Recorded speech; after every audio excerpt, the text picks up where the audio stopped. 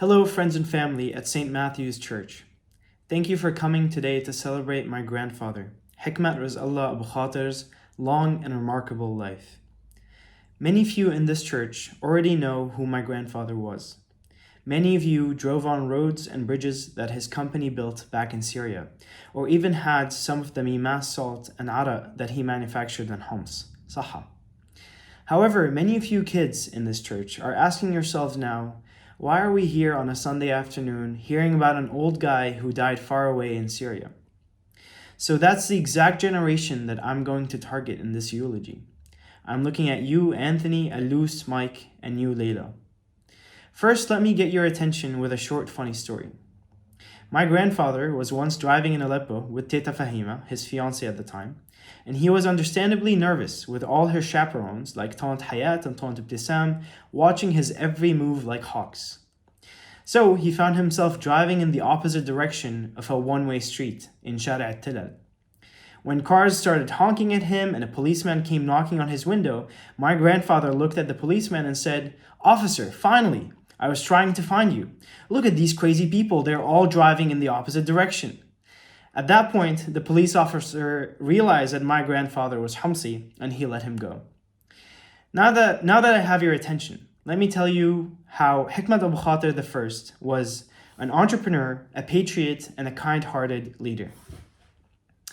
In the 1950s, when the United Nations had a mission stationed in Syria, my grandfather realized that these Westerners only drank fancy bottled water, which they imported from Europe. So he sent a bottle to a local university lab to do some R&D, and he had that bottle analyzed. When the lab told him that this bottled stuff is just good old H2O, my grandfather started bottling water from local springs and selling it to the United Nations missions. In other words, he was one of the first entrepreneurs in newly independent Syria. My grandfather was also a strong patriot.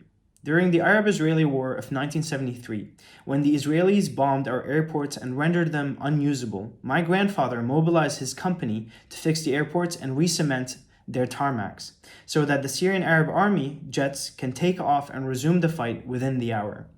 He did not calculate the risks of endangering himself, and he did not think about profits and losses. He just acted with his guts, and he did so with nothing but his country in mind.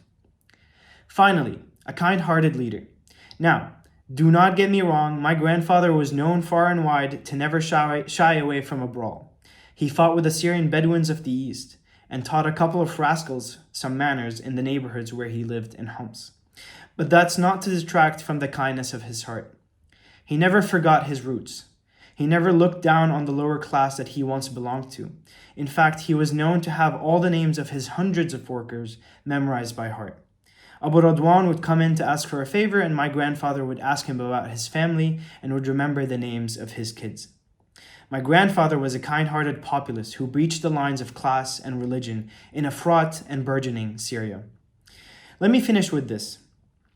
It is exactly this generation who never lived in Syria that must safekeep the memory of men like my grandfathers. It is this generation that now has an opportunity to achieve something real and impactful in the home of our collective roots. While I realize that your memories of Syria are those of destruction, war, and sorrow, I urge you to look to the past, to learn about the stories of our grandparents, so that your knowledge of the past could inform the future of our Syria.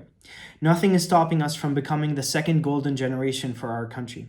We must only take the initiative and make an oath never to forget the messages of those greats who came before us. Thank you all for coming today, and thank you all for your condolences.